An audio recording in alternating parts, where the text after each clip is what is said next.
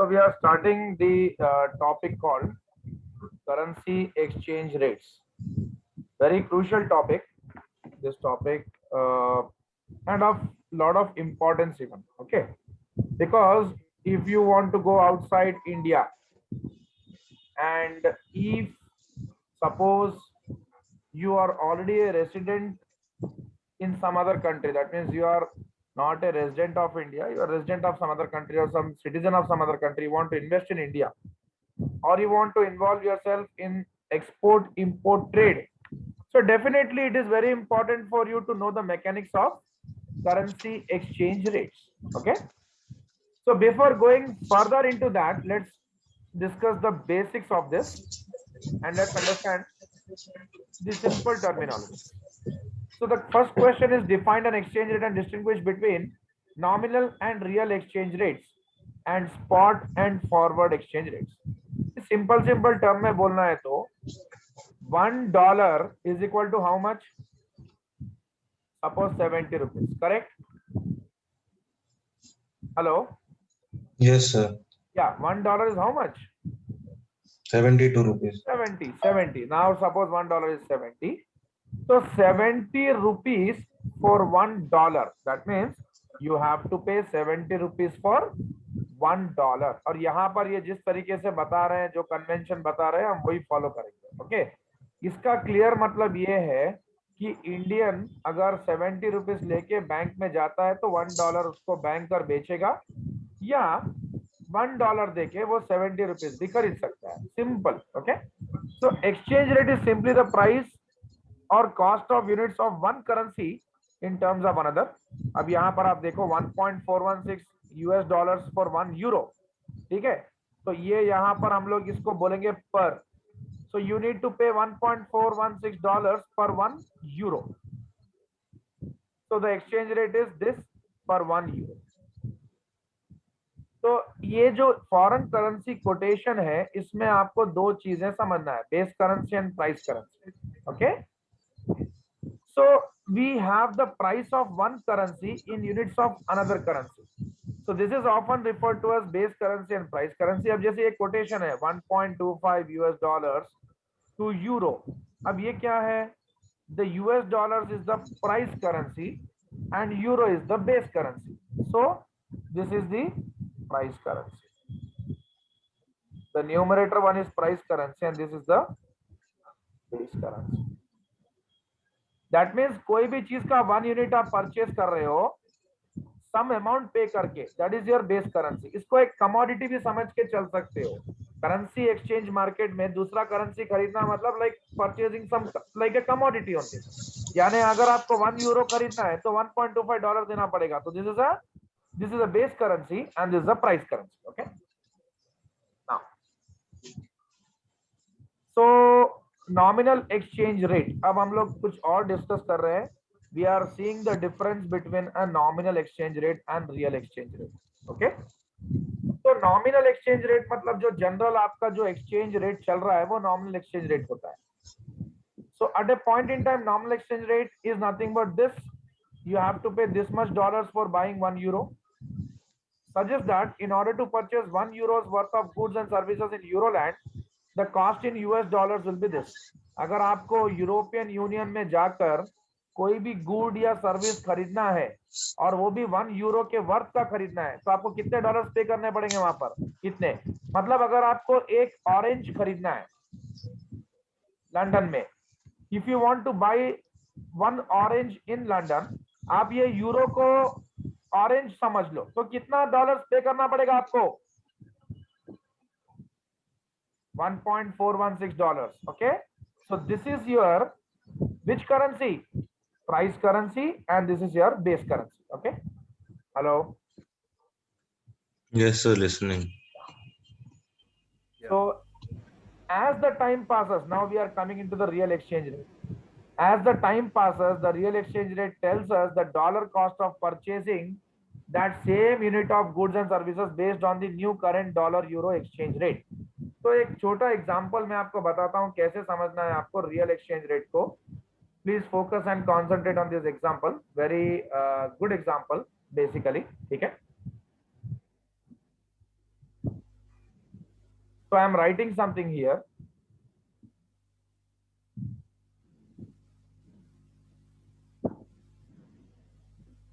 I think ये हमारा first page है क्या?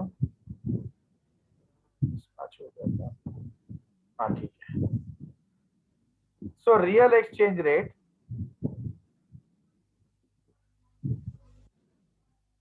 is equal to nominal exchange rate, यानी इसको मैं n बोलूंगा, into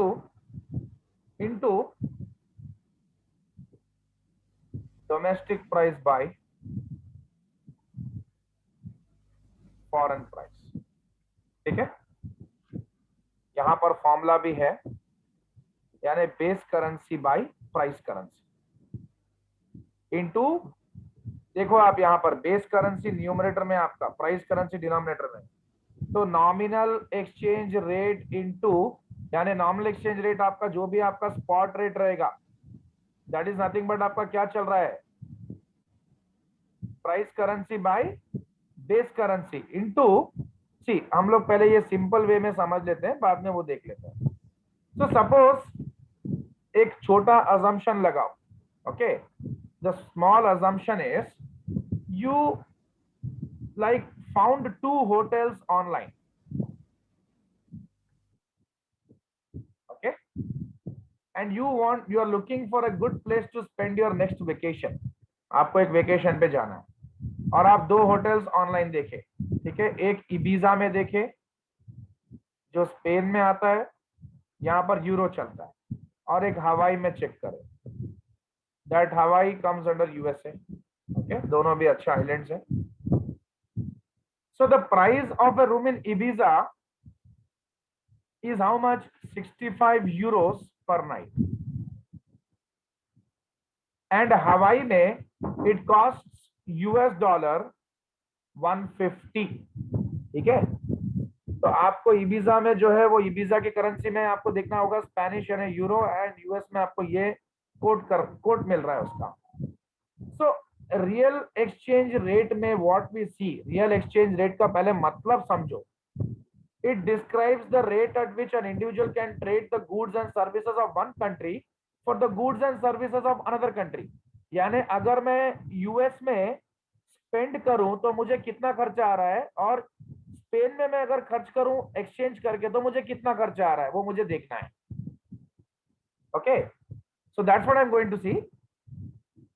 सो अगर ये मतलब हवाई में होटल $150 में आ रहा है, स्पेन में 65 यूरोस में आ रहा है, तो अगर मैं इसका मतलब अगर मैं इसका एक्सचेंज करके देखूं तो मुझे स्पेन में कितने डॉलर्स में पड़ रहा है और हवाई में कितने डॉलर्स में पड़ रहा है ये मालूम चल जाएगा. Okay, so I am doing that. So what did I से, अब मैं आपको क्या बताया, rate at which, so real exchange rate is the rate at which an individual can trade goods and services of one country for the goods and services of another country.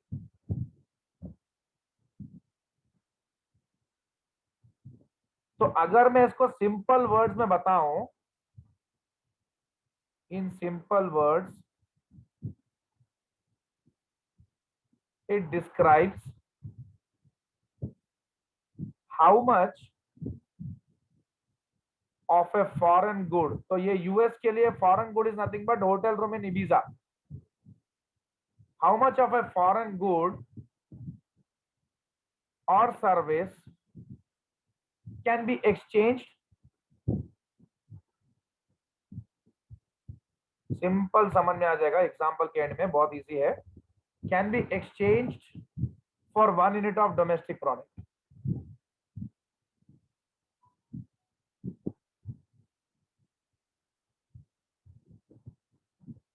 Now let's see the example and conclude this. तो इसमें क्या चल रहा है देखो आपको, as we know from our example above, the nominal exchange rate between US dollar and euro is this much.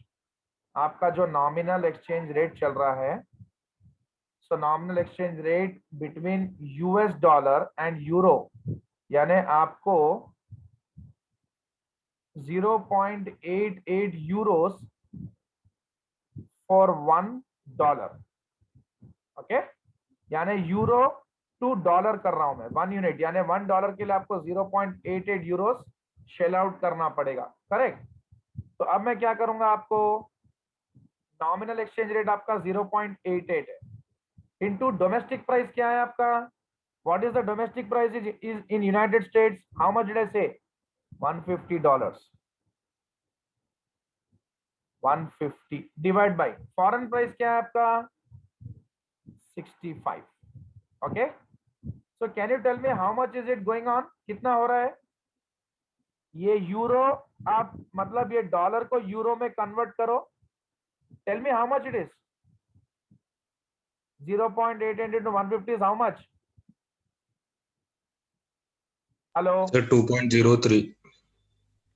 ये कितना आ रहा है आपको न्यूमरेटर, 132 समथिंग आ रहा है। Yes sir 132। हाँ, तो आप जब इबीजा जाके $150 का जो होटल रूम आपको हवाई में पड़ रहा है, उसको इबीजा में जाकर अगर वहां यूरो में कन्वर्ट करोगे तो 132 यूरोस मिलेंगे आपको। इबीजा में होटल रूम कितने का है, 65 यूरोस। 65। यानी आपको किधर फायदा है, यानी 65 में। आप इबीजा में 2 डेज यानी 2.03 डेज या नाइट्स, मतलब जो भी बोलो, आप स्पेंड कर सकते हो। If you would have stayed in Hawaii, आप ये बेनिफिट नहीं उठा सकते। So did you compare the hotel charges what you are like incurring in Hawaii when compared to what you can incur in Ibiza, यानी जो हवाई में आपको $150 का पड़ रहा है, इबीजा में आपको $132 का पड़ रहा है कि नहीं पड़ रहा है, करेक्ट ना?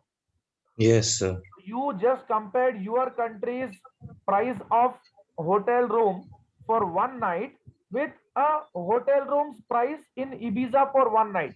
So it costs $150, okay, for you to get a hotel room in Hawaii for one day. And आप जब एक्सचेंज करके देख रहे हो, वही $150 का वर्थ वहां पर $132, मतलब वो $130 2 डेज का बन जा रहा है, यानी आपको वहां पर सिर्फ कॉस्ट 65 यूरोज ही है। ओके, सो 65 यूरोस को अगर आप मतलब देख रहे हो तो वो कितना हो जा रहा है, 2.03 नाइट्स आपको स्पेंड करने को मिल रहा है आपको इबीजा में। So this is a better deal. Now let's move forward.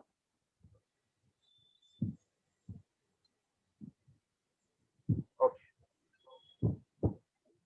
ऐसा कोई और एग्जांपल आप दे सकते हो मुझे, anything else? Can you give me a simple example of anything like this? Hello, नहीं पता सर। अब देखो ना, 1 kg टी जो है इंडिया में 200 रुपीज का है, ठीक है। यस। सपोज वही 1 kg टी अगर आप दुबई में खरीदते हो, इन दुबई इज ऑफ 15 दिरहम, ठीक है, और 1 दिरहम इज इक्वल टू 17.48 रुपीज। तो आपका नॉमिनल एक्सचेंज रेट क्या है, 17.48 रुपीज, करेक्ट, इनटू इनटू आपका वो दिरहम में कन्वर्ट करोगे ना, 15 दिरहम्स डिवाइड बाय एक 2, बार वापस रिपीट करना, क्या बोला? आपका एक दिरहम कितने रुपीस बन रहा है, 17.48 इनटू कितने दिरहम्स हैं, एक टी के मतलब 1 kg टी के लिए कितने दिरहम्स देने पड़ेंगे, 15 दिरहम। तो 15 दिरहम्स लगा दिया, यहाँ पर आपको 200 का पड़ रहा है, तो कितना हो गया ये, 17.48 into 15। 2.622, यानी यहाँ पर आप 1 kg खरीद सकते हो, ठीक है। वही एक दुबई वाला इंडिया में आके एक्सचेंज रेट के हिसाब से, एक बार ये बताओ कितना हो रहा है 15 into 17.45, एक सेकंड। 261। यानी 261 सर। हाँ 261। हाँ, उसको इतने रुपए मिल जाएंगे इंडिया में जब वो आएगा, और दिरहम को कन्वर्ट करेगा रुपी में तो उसको 261 मिलेंगे, तो उसको तो ज्यादा ही मिल रहा है ना, वो इंडिया में खरीदेगा तो उसको ज्यादा फायदा है। करेक्ट और रॉन्ग? जी। और वहां खरीदने पे उसको कितने में पड़ रहा है? 261 में खरीद रहा है, इंडिया में खरीदने पे कितना पड़ेगा उसको? 200। 200। That's it. नेक्स्ट, और एक छोटा एग्जांपल, अगर हम रुपी टू डॉलर में देखें तो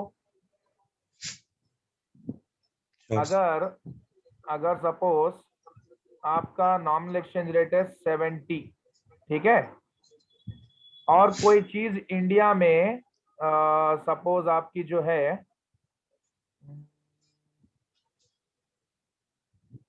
सपोज यूएस में $10 में कोई चीज बिकती है और इंडिया में वही चीज यहाँ पर लाइक सपोज कोई भी चीज समझ लो, यूएस में $10 में, इंडिया में वो 50 रुपीज में है, ठीक है ना, चलो लाइक 100 रुपीज में है, इंडिया में कितने रुपीज में है? 100 रुपीज। और यूएस में कितने डॉलर्स में है? $1।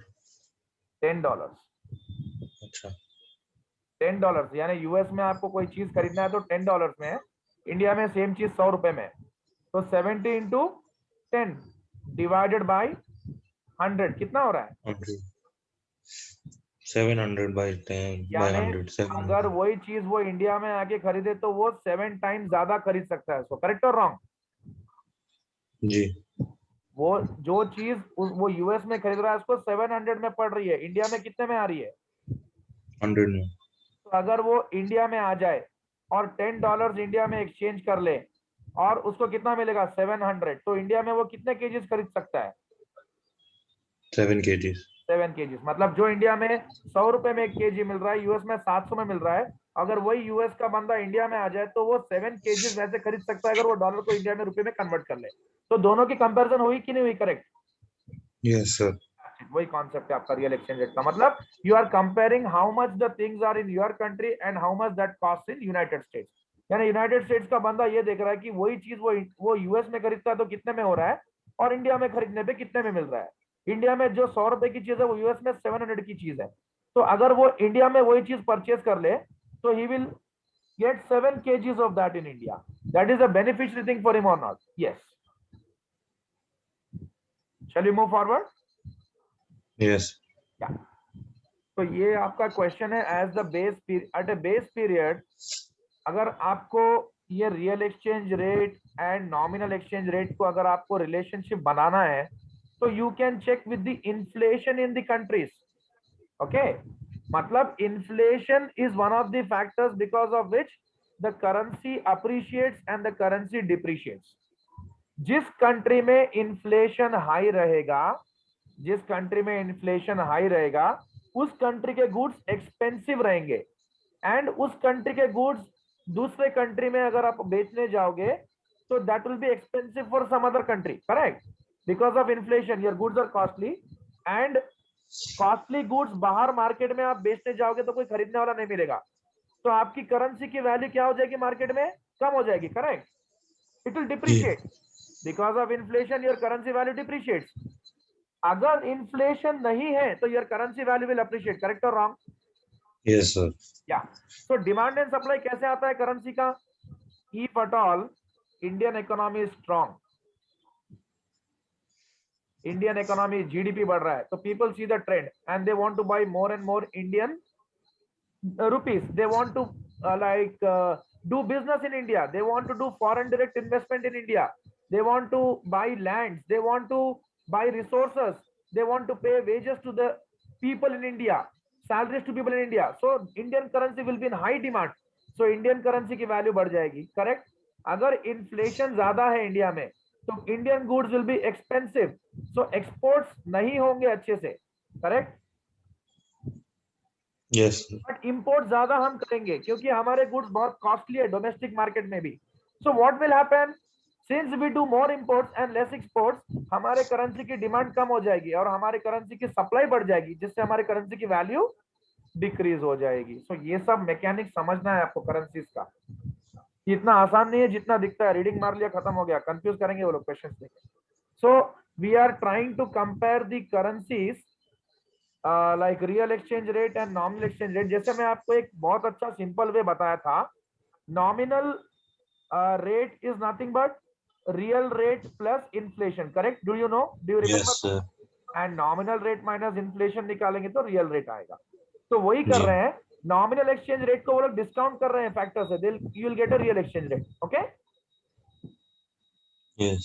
Now, as the at a base period, the consumer price indexes of the US and UK both are 100, यानी पहले दोनों का consumer price index सेम था, यानी इन्फ्लेशन ना यूके में ज्यादा है ना यूके ना यूएस में ज्यादा है, they are in parity, okay? And the exchange rate was this, यानी you have to you shelled out $1.70 for a euro. 3 years later exchange rate कितना है? $1.60 for 1 euro after 3 years, and the consumer price index has risen 110 in United States and 112 in UK. तो inflation ज्यादा किसमें है?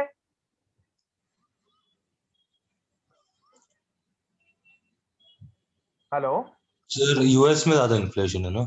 आप देखो ना, 112 है यूके का, 110 in US and 112 in UK. Yes, sir. UK, UK में ज्यादा है. UK's currency would definitely depreciate. See, the real exchange rate is the nominal exchange rate what it used to be, okay, 3 years later, into the consumer price index in base currency. Base currency मतलब आपका जो currency second में आता है, correct और wrong? ये आपका base currency, ये आपका प्राइस करेंसी, ये आपका बेस करेंसी, आपका प्राइस करेंसी है। तो आपका बेस करेंसी में कितना है आपका इन्फ्लेशन? 112। प्राइस करेंसी में इन्फ्लेशन कितना है? 110, ओके? तो Yes, क्या sir. हो गया? 1.629 पर यूरो, यानी पहले आप 1 यूरो खरीदते थे तो 1.60 पे करते थे, अब 1 यूरो के लिए कितना पे करना पड़ रहा है? 1.629. 29, which means the US goods and services that cost 1.70 at the base period now cost only this. Because of what? Because UK में इन्फ्लेशन है, यूके का इकोनॉमी, यूके में इन्फ्लेशन रहने की वजह से क्या हो रहा है? उसकी करेंसी की वैल्यू गिर रही है एंड यूएस की करेंसी की वैल्यू बढ़ रही है, करेक्ट और रॉन्ग? Yes, sir. देखो आपका एक्सचेंज रेट 1.70 पर यूरो था, अब 3 इयर्स के बाद क्या हुआ? The 3 years later the exchange rate is this, and the consumer price index जो भी बता रहा है आपको वो दिया हुआ है, तो real exchange rate they're asking you. तो जो एक्सचेंज रेट शुरू में इतना था अब वो 1.629 हो गया। मतलब क्या है? यूके में इन्फ्लेशन ज्यादा है और यूएस में इन्फ्लेशन कम है। US goods and services that cost this much at the base period now cost only this much, US के, करेक्ट और रॉन्ग? तो पहले आप $1.70 पे करते थे 1 यूरो के लिए, अब कितना पे कर रहे हैं? $1.629। तो डॉलर हैज अप्रिशिएटेड, रुपये and euro has depreciated, correct और wrong? Yes, sir. That's it. I think it is almost clear आप लोग को। Shall I move forward? Yes, sir. और ये पॉइंट्स डिस्कस कर रहा हूं एक बार, या आप इस पे जाएंगे? टेल मी, मैं डिस्कस कर लेता हूं, कोई प्रॉब्लम नहीं है। अच्छा, आपको 2 पॉइंट्स बताना था, direct quote and indirect coat. See, 70 rupees is equal to $1 या $1 is equal to 70 rupees is a direct quote, करेक्ट? Okay. यानी आप जब बैंक में जाओगे as a Indian, you definitely require dollar, तो 70 रुपीज पे करके आप डॉलर खरीदोगे, तो this is the quote currency. How much they are quoting for $1? 70 rupees, correct? Yes. अगर इनडायरेक्ट कोट में क्या होगा? 1 rupee is equal to how many dollar? 1/70 कितना हो रहा है बताओ? 0.032 ऐसा कुछ होगा, एक सेकेंड। तो आपको 1 रुपी इतने डॉलर, 0.0142। 0.0142, 1 रुपी, $1 मतलब 1 रुपी इतने डॉलर्स होंगे आपको, ये इनडायरेक्ट कोट होता है, ठीक है ना? जी। तो अभी सर, अजय सर कहां पर हैं आप? हेलो, हाँ, फॉलो कर रहे ना? हाँ कारण थोड़ा आई थिंक स्टार्टिंग में थोड़ा नहीं सुना सो अच्छा अच्छा ठीक अगेन है, I will say please please start this. So in the या previous example, the value of the denominator in the expression is this.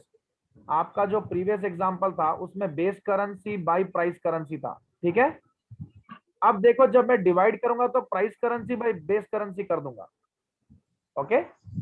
सो जब 110 बाय 112 हो जाएगा तो 0.982. So the real exchange rate is this is greater than the nominal exchange rate this. Okay. आप ये चीज check करो ना कि 1.70 के मुकाबले में 1.69 मतलब डॉलर हैज अप्रिशिएटेड. 1.60 के मुकाबले में 1.69 means dollar has depreciated. Correct. बस इतना ही बताना है. Yes. Next. So one conclusion what you can draw is, अगर जिस कंट्री में इन्फ्लेशन ज्यादा है, मैं यहां पर आपको कुछ अच्छे पॉइंट्स बताता हूं. इन्फ्लेशन अगर हाई है तो वो कंट्री का गुड्स एक्सपेंसिव हो जाएगा दूसरे मार्केट्स के लिए, और गुड्स वो कंट्री वो कंट्री ये कंट्री के गुड्स को खरीदना कम पसंद करेगी. ठीक है ना.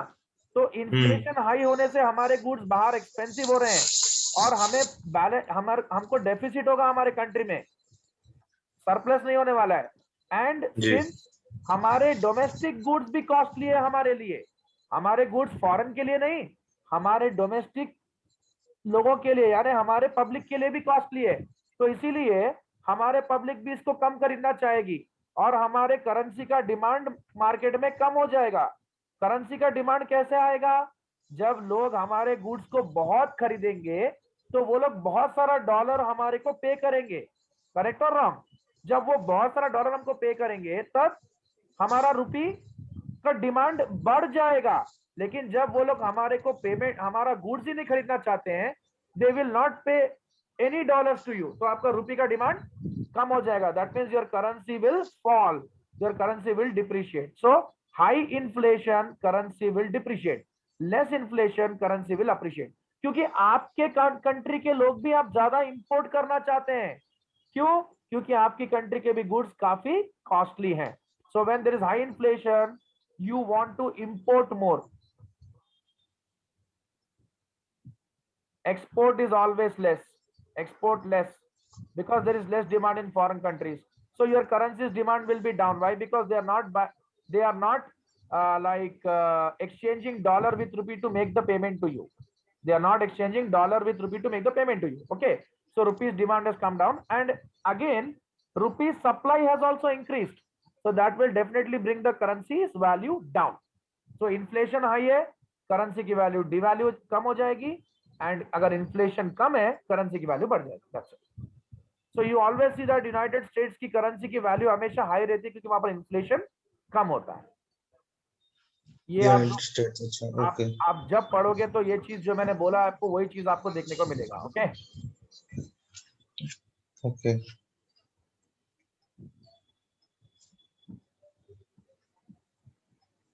Next point, spot exchange rate is nothing but the exchange rate at which you exchange your currency immediately today itself in the current market. Okay.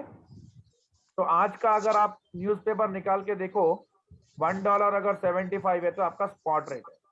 Forward exchange rate मतलब आज के दिन में आज आपको एक्सचेंज नहीं करना है, आपको 30 डेज 60 डेज 90 डेज के बाद डॉलर बाई करना है. तो जब डॉलर बाई करने का प्राइस आप बैंक को जाके पूछोगे तो वो जो कोट आपको देगा that will be your forward exchange rate. Okay. Yes, sir. क्या. सो फ्रेंच फर्म, जैसे एक छोटा एग्जांपल आप देख लो जो मैंने आपको बताया, प्रैक्टिकल एग्जांपल है. French firm that will receive 10 million GBP from British firm 6 months from now. यानी इनको एक ग्रेट ब्रिटेन पाउंड का एक पेमेंट आना है 10 मिलियन का आज से 6 महीने के बाद, और has uncertainty about the amount of euros that payment will be equivalent to 6 months from now. क्योंकि आज का जो रेट है पाउंड एंड यूरो का, वो सेम रेट 6 months के बाद नहीं रहेगा. आइदर आपका जो पाउंड है वो अप्रिशिएट हो सकता है या यूरो भी अप्रिशिएट हो सकता है, या दोनों में से कोई डिप्रिशिएट भी हो सकता है. तो let's see what the consequence. So since why are you entering into a forward agreement? Why we enter into a forward agreement? Since we know that the payment what we are going to get is in the future, and those future payments are subjected to exchange rate risk. We want to minimize this exchange rate risk by making a forward contract with the banker. तो हमने एक forward contract बनाया और agreement क्या है हमारा, देखो, bye entering into FRA covering 10 million GBP at the 6 month forward rate. So bank ने हमको ये फॉरवर्ड रेट दिया है, भैया आप हमारे पास 6 मंथ के बाद जो भी एक्सचेंज करने आओगे तो हम आपको 1 जीबीपी के लिए आपको 1.192 यूरो शेल करने पड़ेंगे. Okay, so the French firm has agreed to exchange 10 million GBP to this much euros in 6 months. यानी उसने फिक्स कर दिया. फिक्स करने से क्या होगा, उसका टेंशन खत्म. अब चलो इंडियन कॉन्टेक्स्ट में एक एग्जांपल देखते हैं. Are you following? Yes, sir. Very important. तो एक एग्जांपल बताओ मेरे को शिवम, यहाँ पर फॉरवर्ड रेट एग्रीमेंट का इंडियन कॉन्टेक्स्ट में, इससे हम कैसे हमारे रिस्क को कम कर सकते हैं. सर जैसे मेरा CFA का मैंने आज अगर रजिस्टर करता हूँ और मेरे हाँ को पे करना है एग्जाम का 2 महीने के बाद, हाँ, तो अभी अगर डॉलर चल रहा है 70 रुपीज, $1.75 चल रहा है. अगर वो 90 हो जाए तो आई मेक तो अ तुमको कॉन्ट्रैक्ट 95, सेइंग दैट तुम्हारे आई विल को, बाय द डॉलर एट हाँ, 75. $1,000 का फीस अभी 75,000 पड़ा. अगर 2 महीने के बाद पे कर दो 90,000 पड़ेगा फॉर एग्जांपल. तो तुम एक फॉरवर्ड जी एग्रीमेंट बना लिए 80 पे. ठीक है ना, जी क्योंकि तुमको मालूम है कैसे भी करके रुपी डिप्रिशिएट होना है, डॉलर अप्रिशिएट होना है. क्योंकि हमारे इन्फ्लेशन, उनका इन्फ्लेशन तुमने कंपेयर किया, इंटरेस्ट रेट्स कंपेयर किया, सब करके चेक कर लिए. There are many factors which need to consider, वो हम बाद में डिस्कस करेंगे. तो डेफिनेटली हमने फिक्स करके हमारा कितने का लॉस कम कर लिया, 10,000. 10,000. Now, okay, next let's move. Describe functions of and participants in foreign exchange market.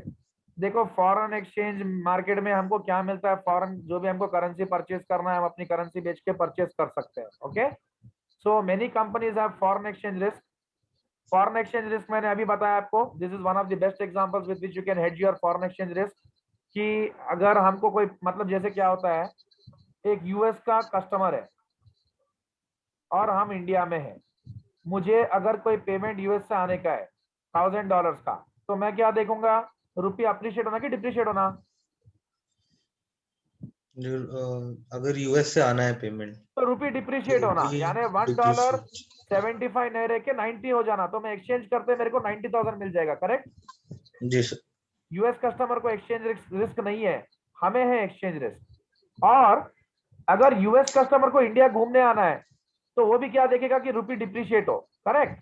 Yes. अगर अगर हमको कुछ पेमेंट करना है यूनाइटेड स्टेट्स को, तो हम क्या देखेंगे कि रुपी अप्रिशिएट होना, ताकि हमारे पास से कम पैसे यूनाइटेड स्टेट्स को जाए. करेक्ट. यस. $1.60 का हो जाए तो हमको अच्छा लगेगा, उनको बुरा लगेगा. That's what. तो who do you think are the participants of foreign exchange market? बहुत सारे हैं आपको, लाइक कॉर्पोरेशंस होंगे, ठीक है, जिनको एक्सपोर्ट इंपोर्ट से जो डील करते हैं. नेक्स्ट आपका इन्वेस्टमेंट अकाउंट्स, इन्वेस्टमेंट गवर्नमेंट हो अकाउंट गया. जिसका चलता है, जो फॉरेन करेंसी में अपना जो भी इन्वेस्टमेंट करता है. ठीक है. जी. गवर्नमेंट एंड गवर्नमेंट एंटिटीज, यानी जो सोवरेन वेल्थ फंड्स, यानी जो ट्रेजरी बॉन्ड्स यूएस बेचता है पूरे वर्ल्ड में सबको, तो वो भी बहुत यस. सारे कंट्रीज सोवरेन बॉन्ड्स खरीदते हैं. वो डॉलर में डिनोमिनेटेड होता है. तो यहाँ पर भी फॉरेन एक्सचेंज आ रहा है. And retail markets where export import चलता रहता है. क्रॉस बॉर्डर, अगर क्रॉस बॉर्डर कोई भी ट्रांजैक्शन है तो डेफिनेटली आपको फॉरेन एक्सचेंज या फॉरेक्स मार्केट से डील करना पड़ेगा, यानी आपको उधर पर जाना पड़ेगा अपने रिक्वायरमेंट्स को फुलफिल करने के लिए. Now calculate and interpret the percentage change in the relative currency relative to another currency. चलो ये देखते हैं क्या है. देखो मैं भी आपको एक एग्जांपल बताया, डायरेक्ट कोट और indirect coat. Correct. Correct. Yes sir. Yes sir. Okay. तो $1 अगर 70 है अभी, और $1 अगर 90 हो गया, तो कैन यू टेल मी कि डॉलर कितने से, रुपी कितने से डिप्रिशिएट हुआ. 90/70 करेंगे, 90 -1 कर देंगे. -70/70 करेंगे, कितना हो जाएगा. 20/70, 2/7.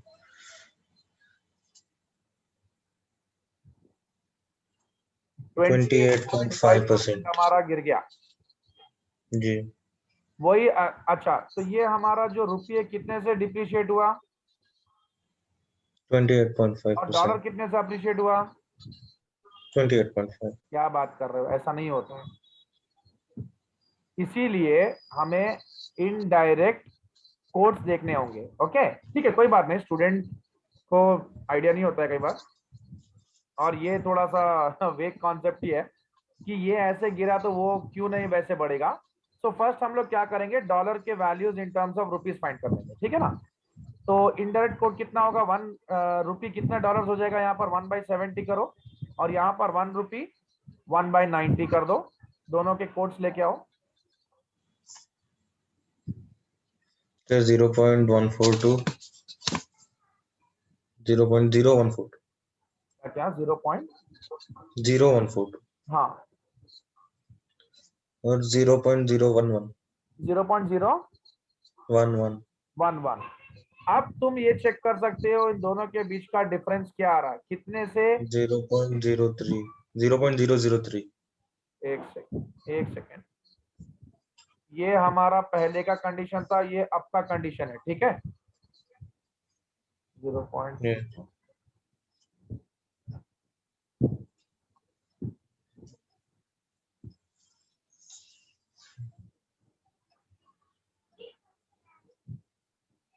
सर मीटिंग खत्म हो रहा है सर 2 मिनट में। हाँ 1.52 मिनट्स है। तो कितना 27.27% ये अप्रिशिएट हुआ है, करेक्ट। कैसे सर? 0.014 minus 0.011 divide by 0.011। अच्छा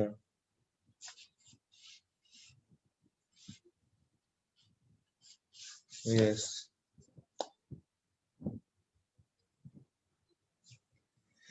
एक सेकेंड,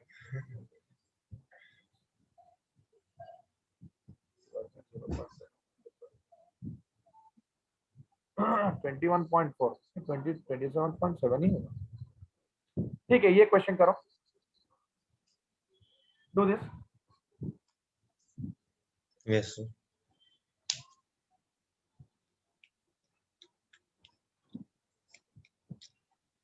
सर बाकी आप कल करेंगे या फिर अब यही कंटिन्यू करेंगे? कर देंगे ना, मैं बोला ना ये इतना आसान चैप्टर नहीं है, बहुत लंबा चौड़ा गेम है ये। तो अभी करना है या कल करना है?